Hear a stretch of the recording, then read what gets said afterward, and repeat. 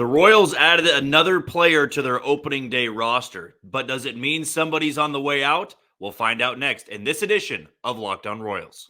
You are Locked On Royals, your daily Kansas City Royals podcast, part of the Locked On Podcast Network, your team every day.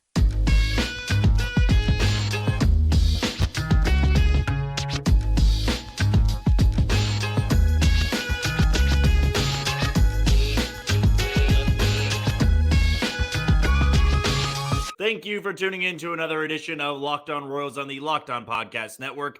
I'm your host, Jack Johnson. You can always give me a follow on Twitter or X at JohnnyJ_15. That's at JOHNYJ_15. You also can download our podcast on wherever you get your podcasts: Spotify, Apple Podcast, Amazon Music, Google Podcast. We're also on Odyssey, and we're on YouTube. We're at 900 subscribers.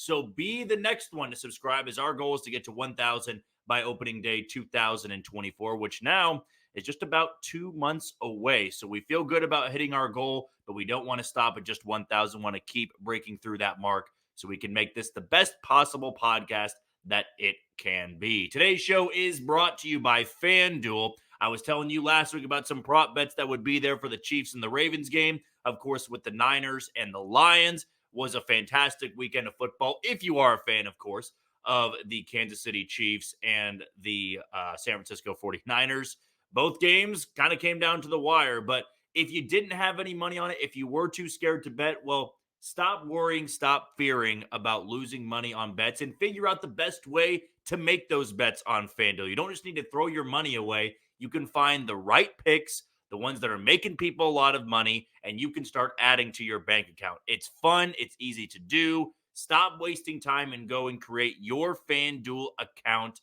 today. If you're a first-time listener, of course, we always love new listeners here on the Locked On Royals channel. If you want to know more about me, I work in sports here in Kansas City at Sports Radio 810 WHB. Got a show once a week over there. You can catch me on there 7 to 10 p.m. on Thursday night this week. And I also have a show Monday through Friday on ESPN Kansas City, 10 a.m. to 11 a.m. So very easy to find me over there. And if you ever want my thoughts on things that may not always pertain to Royals baseball, you can hear my thoughts on football, basketball, college, professional. Doesn't really matter. But we know with baseball right around the corner, I'm sure I'll be talking some Royals baseball there. But when you click on this podcast link, you know that you were getting 30 straight minutes of Royals baseball. So to get into it today, I really did want to do this episode on Saturday, I believe it was. Ran into some, work things and had to run some errands. So didn't really have the time to do a podcast on Saturday.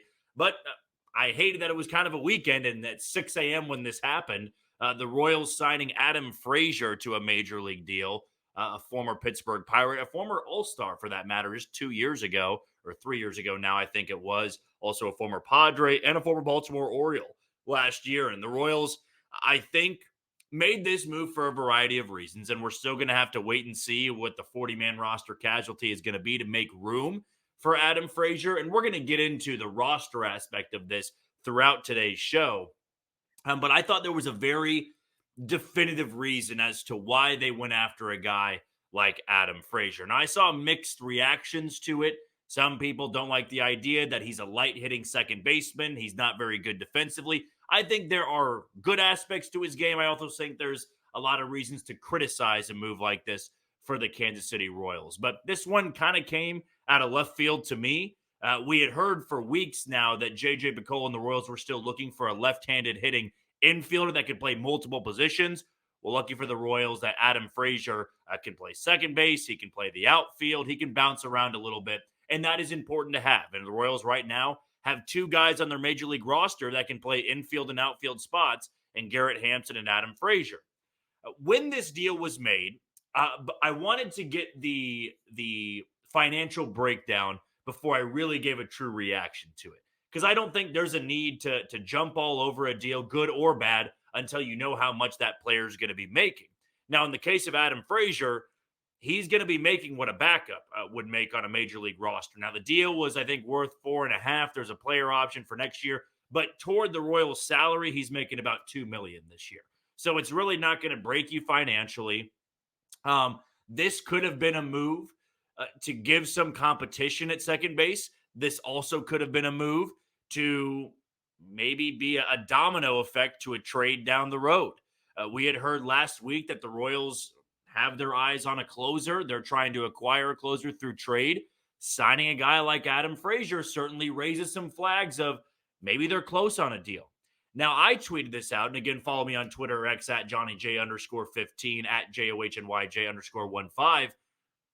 I think with Ken Rosenthal reporting last week that the Royals were very much in on finding a closer, they wanted to go the trade route, it felt like that was enough smoke to indicate there's a fire somewhere, that the Royals are actually trying to make this deal, and maybe not just thinking about it, they are in the process of acquiring a guy. That's the weird thing about the offseason in Major League Baseball is, one move happens, and sometimes it's the first step of a 5 to 6 step plan thing with another team. You sign this guy that then demotes another player, but it also opens up a spot where you can trade somebody and acquire another piece, and then you have to DFA somebody. There's a lot of moving parts to it, and this kind of felt like one of those moves. If I'm being quite honest with you, I don't see the need to have Adam Frazier on your team and Garrett Hampson and Michael Massey and Nick Lofton. It's too crowded, in my opinion. You don't need 4 second basemen there. And I know some of them can play multiple positions, but in terms of an opening day second baseman, there can only be one. And that's why I'm starting to wonder, where do the Royals stand on Michael Massey? Now, I'm going to call myself out here. I made the prediction that Michael Massey was this team's opening day second baseman. It wasn't really that much of a debate for me. I thought Nick Lofton could make a push for it, but that would have to be Nick Lofton tearing it up in spring training and Michael Massey playing horribly in spring training. That would be the way Lofton gets the opening day job. If they both played well, Massey. If they both played poorly, Massey. Now this adds another element to it because Adam Frazier was not a bench guy last year for a 100-plus win Baltimore team. He had a career high in home runs. He had a career high in RBIs. And over the course of his career, he had been a good defender. Last year, disaster. He was not good whatsoever at second base.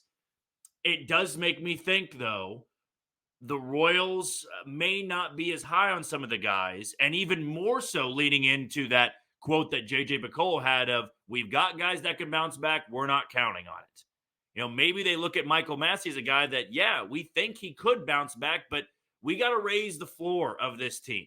Because if Michael Massey doesn't bounce back or Nick Lofton isn't the guy we think he can be, then you're kind of a lost cause at second base.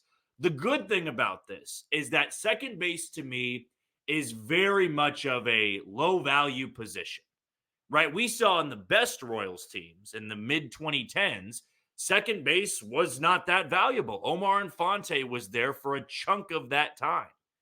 There were also times that they went with Christian Colon at second base. Not for an extended period, but you kind of get what I mean. There was sometimes a rotating door there at second base, but you needed to have high value at short. You needed to have high value at first base, behind the plate, center field, left field. Second base and right field, kind of interchangeable to me. You want the best at second base. I'm not saying just go sign bad players, and I don't think Frazier is a stud, but it's not a position where I'm losing my mind about it. If the Royals overpaid for Adam Frazier, different story, because I think that you'd be just fine with Massey making what he's making than overpaying for Adam Frazier. They're not overpaying for Adam Frazier. And Adam Frazier's been an all-star before. He's had 4 seasons, I believe, an OBP north of 340. He doesn't strike out at all. He puts the ball in play a lot, something the Royals like. He's not that bad of a base runner. He tied a career high in stolen bases last year for Baltimore. And winning DNA is a good thing. Now, he was in Pittsburgh for a number of years when they weren't very good, but looking at Baltimore last year, he played a ton of games for Baltimore, and they willingly put him out there every single day, and that shows you something. Back to my point of second base and its value. If you are set at other positions, you can be all right with the average second baseman. Now, his defense is going to need to get better if he is going to start for the Royals. If Adam Frazier is the opening day second baseman for the Kansas City Royals, that defense has to get a lot better, back to where it was. And that's something that I'm sure will be gauged in spring training. But I do think it brings up the idea of, do you sign Adam Frazier? You could platoon second base with Frazier and Lofton and trade Massey. I will say this, though. Michael Massey for a closer is not the deal that's going to happen. There would have to be another prospect thrown in there, some sort of sweetener to make that attractive. But maybe the Royals want to hang on to Lofton, find that closer, and they're okay moving on from, hey, Michael Massey. So we'll see what happens with this 40-man roster move. It should come in the coming days. I'd imagine by tomorrow. I'm hoping that it doesn't break by the time I'm doing this podcast episode, so then some of the stuff said is meaningless at that point. But we'll see how this breaks down for the Royals over the next few days or so, because they've got some decisions to make, especially at that second base position. We'll take our first break of the show. When we come back here, what is next for this team? You've heard me ask this question a lot, but now you're kind of getting into a roster crunch. Who's in, who's out, and what moves could be made on the way? That's next on Locked On Royals. You are tuned into Locked On Royals on the Locked On Podcast Network. I'm your host, Jack Johnson. Give me a follow on Twitter or X at JohnnyJ_15. And you can always download our podcast on wherever you get your podcast episodes: Spotify, Apple Podcast, Amazon Music, Google Podcast, Odyssey, and we're on YouTube. Just be sure to hit that follow button and subscribe. Before we go any further, a shout out to one of our new sponsors today in Factor Meals. I know that for me, being somebody that doesn't always plan that well for making meals, meal prepping, sometimes you come home and you're starving and you might snack too much and then you eat dinner at a later point in time. It gets frustrating, right? Because you're kind of on a weird schedule of eating breakfast, lunch, and dinner, where Factor Meals can take care of that for you. I did it a lot in college. It's a good price to getting a number of meals throughout the week. They deliver it to your door, and then you've got meals set up for you. All you got to do is heat them up in the microwave or however you choose to heat them up, and then you've got great, healthy meals for you throughout the week. It is such a great deal. It helped me a lot in college, and it helped me post-college as well, just because they're such tasty meals. And you can get started on your resolutions. Of course, it's only January. You can still turn things around with your New Year's resolution so that you are ready to be in the best shape of your life. Factor's ready-to-eat meal delivery takes the stress out of meal planning and sets you up for success in the new year. Skip the grocery stores, the prep work, and cooking fatigue. Instead, get chef-crafted, dietitian-approved meals delivered right to your door. With over 35 meals to choose from per week, including options like keto, calorie smart, vegan, plus veggie, and more, plus over 55 weekly add-ons, you'll have tons of nutritious and flavorful options to kickstart your resolution. So here's what you need to do. Head to factormeals.com/LockedOnMLB50 and use code LockedOnMLB50 to get 50% off. That's code LockedOnMLB50 at factormeals.com/LockedOnMLB50 to get 50% off. Who wouldn't love that, and getting some great new nutritional meals for your New Year's resolution? All right, the next thing I want to dive into in regards to the Kansas City Royals is what's next for this team, right? They kind of broke the silence, the dormant couple of months that we had after their frenzy of signings in December, and they inked Adam Frazier to a one-year deal, who is going to very much compete for that second base job on opening day. And maybe right now, he's got the inside track because he was an opening day second baseman last year for the Baltimore Orioles, a team that had the best record in the American League. Now, they didn't win a single playoff game, but Adam Frazier was their guy at second base for the majority of that year. Now the Royals could look at that and go, okay, if he was good enough to start every single day for a 100-plus win baseball team, he's good enough to start for us. Now, I teased this a little bit in the last segment about what could be coming for the Kansas City Royals. And again, I really hope no roster moves are made before I post this podcast. So that's kind of out of my control. If it does, it does, but at least you'll have something to go off of, or some of the ideas that I had for this move, because we all know the Royals had to clear up space on the 40-man roster. There are a number of guys that would make sense. You could go the pitching route. You could go with guys that are hanging on for dear life that you just know are more so minor league depth than anything. They're not going to make the opening day roster. But I do think the Royals have to make a decision on what the plan is moving forward at second base. To put it bluntly, Adam Frazier does not make the Royals better long term. I would say that Michael Massey would and Nick Lofton would. The debate is, and the question is, does Adam Frazier make your team better right now? And that seems to be this message the Royals have been sending all off season. They're not planning for 2025, 2026, 2027 with some of these moves. They are trying to compete in the now.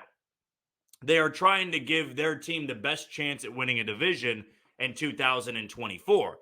Not all of these moves have been groundbreaking. Not all of them are going to work out. It just comes down to how much better can you make the 2024 Royals, not so much how much better do you make the 2025, 2026. Some fans will make the case of, well, Adam Frazier isn't that good of a player. If he's only a one-year deal, why give him the opening day job? Well, I would argue the point of you kind of know what Adam Frazier is going to give you. And last year, Adam Frazier's numbers, a chunk of them were better than Massey's. There are aspects of Michael Massey's game that are better than his. I think some of the launch angle numbers are better. The power numbers a little bit better. Defense is better. Michael Massey, though, was a black hole in the lineup for a chunk of last season. And that is something that's been on the Royals' mind. I thought, this offseason, it's something to look past a little bit. Because I think now, a new year, I thought the second half was much better for Massey. And at second base, you're getting that good a defense and you run into near 20 home runs. You take that. You take it in a heartbeat. The Royals, though, I think are also trying to build competition. Because I think greatness comes from, breeding that competition a little bit. They want to be sure that if injuries are to happen, if players are to underperform, they can have somebody that can easily take that job, right? They are better preparing themselves, in my opinion, for disasters to happen. Michael Massey hitting the way he did last year in April, this year, would be disastrous for the Royals. Melendez, same thing. Kyle Isbell, same thing. They need those guys to produce at a much higher clip, more so what they were doing in the second half. This edition of Frazier can go a handful of ways. They could DFA somebody that's just an easy 40-man roster casualty. Maybe you pick between Josh Taylor and Jake Brentz. Maybe one of those pitchers is the odd man out. Okay, if you go that route, now what is next for your opening day roster? You can't just pile 30 guys on there. You got to dwindle it down to 26. So if you look at it and say, well, Adam Frazier can be a depth piece with Garrett Hampson, and we want Nick Lofton to start in AAA Omaha. Well, now you've got Michael Massey starting on opening day as a left-handed hitter, and his backup is another left-handed hitting second baseman with very similar numbers. So that doesn't feel like you're utilizing the best option for second base. I don't see the need of putting Massey in AAA and giving Nick Lofton the second base job, because even though that makes sense for a platoon, Lofton and Adam Frazier, then what's the long-term plan for Massey? Is it just to take that job if Lofton and Frazier aren't good at all? Well, I don't know if that's great for Michael Massey to start the year in Omaha when he's been in Kansas City the last year and a half. I think a move has to be made. I think that if you signed Adam Frazier, it's signaling to me Lofton or Massey's on the trade block. You can't stockpile 3 middle infielders that have a lot of similarities on your roster for your bench. It doesn't make too much sense to me. I think this is more of a domino move here. We'll see, right? We'll see what happens with this. There's also a chance the Royals like Garrett Hampson and Frazier and Lofton and Massey, and they'll find ways to give them roster spots, whether that's in Kansas City or that's going to be in AAA Omaha. All things we have to consider. I just go back to that report from Ken Rosenthal, wanting a closer through trade. I don't think Ken Rosenthal reports it if it's just of interest to the Royals. Because why is that newsworthy? The Royals are a team coming off 106 losses. Why would them being interested in a closer but not really talking to anybody make any sense to report from one of baseball's biggest reporters next to Jeff Passan? I think, like the Lugo deal, like the Michael Wacha deal, something could be in the works. And this was the first move they had to make. Let's jump on the market for Adam Frazier, make sure we can be okay at second base before we make a trade like that. Because you don't want to be left, cold and dry, or hot and dry, whatever saying you use, if you were to trade a Massey or Lofton and then Adam Frazier signs elsewhere, and maybe that was somebody you really had keyed in on. I'm sure the Royals have been interested in Adam Frazier for quite some time now. Now, it's not official yet, so that kind of comes back to it all here. It's not been announced to the Royals roster, so we got to see what move will be made. I just think more is on the way. I don't think it makes sense to have 4 second basemen on your roster for 2024. Somebody has to be the odd man out. It's not going to be Garrett Hampson. It's not going to be Adam Frazier. It's either Lofton or Massey, in my opinion. Before we move on to our final segment, a shout out to Locked On Sports Today. It's here for you 24/7, covering the top sports stories of the day with the local experts of Locked On, plus our national shows covering every league. Go to Locked On Sports Today on YouTube and subscribe to the first ever national sports 24/7 streaming channel. When we return, I'm going to tell you why this Adam Frazier move makes a lot of sense for the Royals. That's next on Locked On Royals. You are tuned into Locked On Royals on the Locked On Podcast Network. I am your host, Jack Johnson. Give me a follow on Twitter or X at JohnnyJ_15. That's at JOHNYJ_15. Also, download our podcast wherever you get your podcast: Apple Podcasts, Spotify, Amazon Music, Google Podcasts, Odyssey, and we're on YouTube. Just be sure to hit the follow button and subscribe. Before we go any further, let's give a shout out to one of the title sponsors today in FanDuel. I was telling you at the beginning of the show, lots of prop bets that were enticing for the conference championship games in the NFL over this past weekend. And there's still one more big game to go in the Super Bowl. So I say happy Super Bowl to all who celebrate from FanDuel, America's #1 sportsbook. If you're like me, Super Bowl Sunday is all about scoring the best seat on the couch, grabbing your favorite football snacks, and placing some super bets. Now, I've already got plans in place where I'm going to be watching this game. Of course, huge for people in Kansas City. I'm even going to be excited for the commercials, as everybody seems to be on a Super Bowl Sunday, and can't wait to watch the San Francisco 49ers and the Kansas City Chiefs in a rematch. Now, FanDuel has so many ways for you to end the season with a W or 2 or maybe even 3 if you're lucky enough. Not only can you bet on who will win the Super Bowl, but FanDuel also has bets for which players will score a touchdown, how many points will be scored, and so much, much more. Again, talking about those prop bets that are so enticing over on FanDuel. New customers, join today and you'll get $200 in bonus bets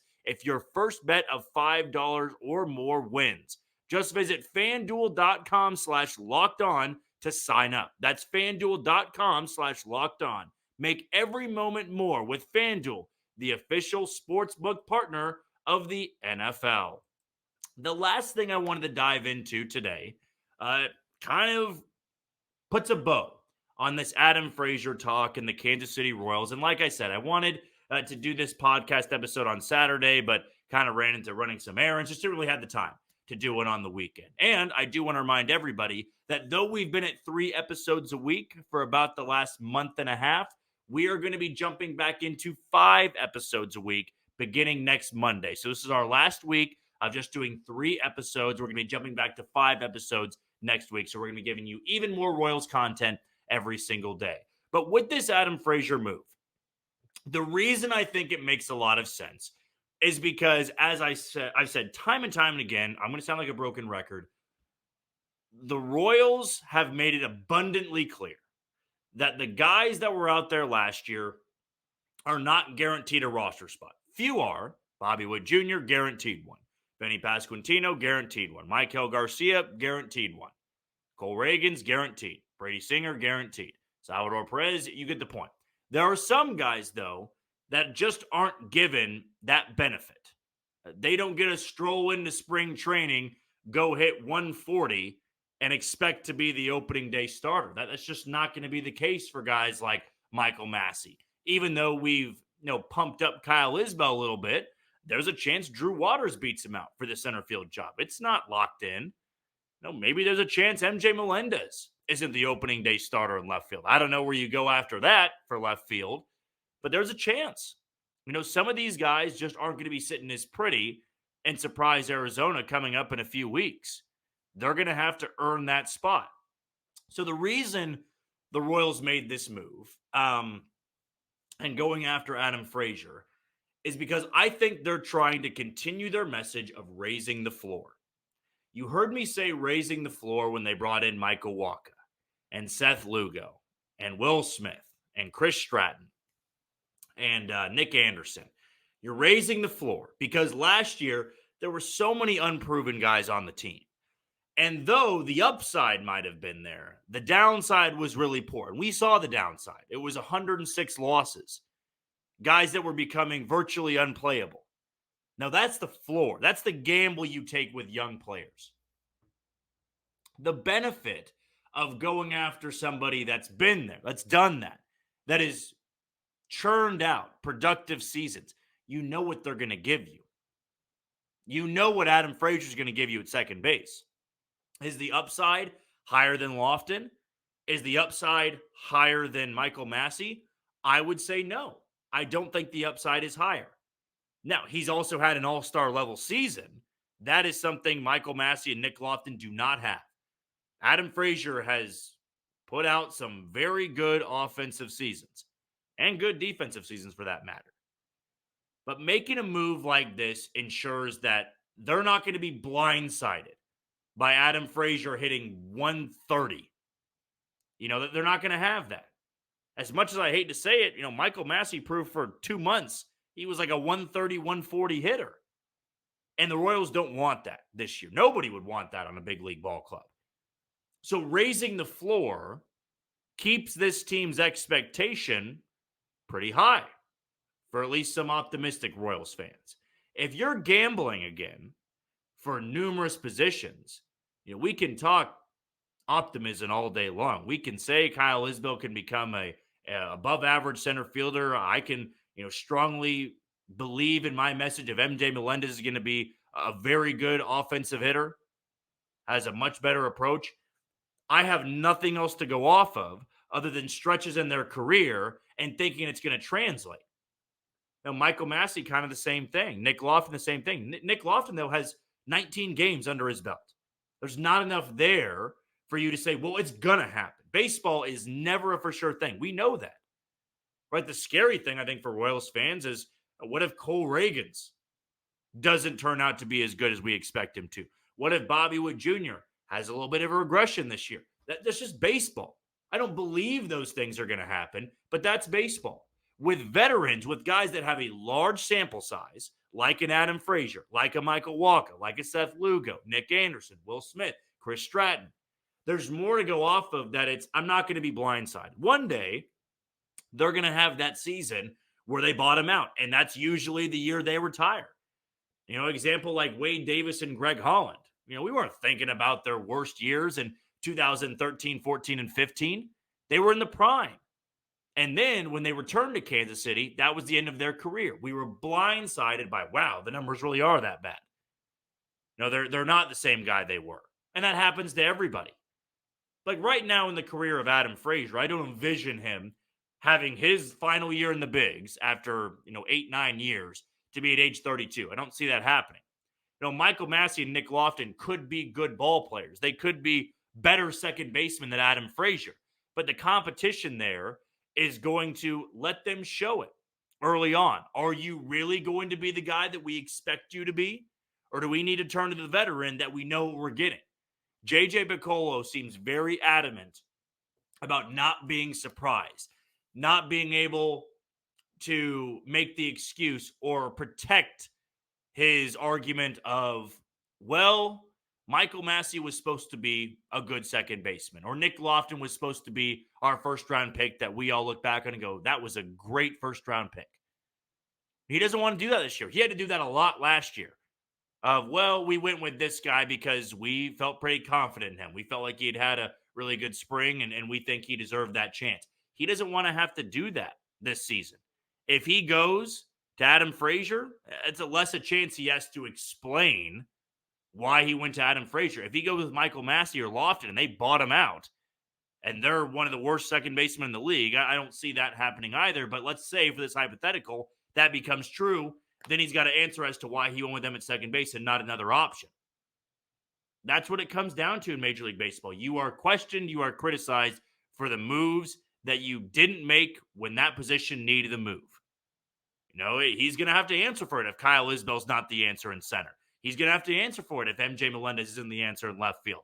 And he sure as hell is going to have to answer for it if he picks the wrong opening day starter at second base and that player isn't the guy that we all expect him to be. So raising the floor, that seems to be the message for the Royals this offseason. Well, that's going to do it for another edition of Locked On Royals on the Locked On Podcast Network. I've been your host, Jack Johnson. Be sure to give me a follow on Twitter or X at JohnnyJ_15. That's at JOHNYJ_15. Also follow us on all the podcasting platforms and on YouTube. Just be sure to hit that follow button and subscribe. One last shout out to Locked On Sports Today. It's here for you 24/7, covering the top sports stories of the day with the local experts of Locked On, plus our national shows that cover every league. Go to Locked On Sports Today on YouTube and subscribe to the first ever national sports 24/7 streaming channel.